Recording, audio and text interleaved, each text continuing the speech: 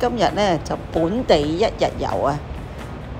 去邊度呢？首先我哋呢就去咗屯門呢間小店去飲茶啊！佢又唔會太多人喎。如果你話去嗰啲連鎖啊，或者比較大型嗰啲呢，咁佢就會要等位啦。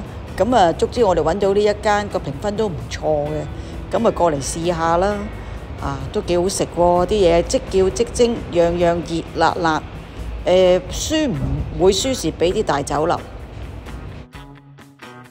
3個人呢就飲咗150幾蚊，我覺得都好經濟。你就算坐西鐵呢都可以嚟到，跟住去咗荃灣呢個圓玄學院啊！哇！呢個財神廟呢原來咁靚，我第一次嚟啊！做咗荃灣人咁耐跟住呢就去咗堅尼地城啦。呢一個呢就喺街市上邊熟食檔啊！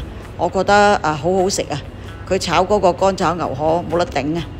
跟住夜晚呢，我哋就去咗呢個而家近排呢好鬼紅嘅呢間食韓國嘢。佢呢就打卡一流，成台上嗰啲嘢。價錢呢我又覺得都 OK 喎，佢唔使加一嘅，有2人餐、3人餐。咁豐儉由人啦，但係我覺得食物水準都 OK，唔係太重味啊！大家可以又試下啦〜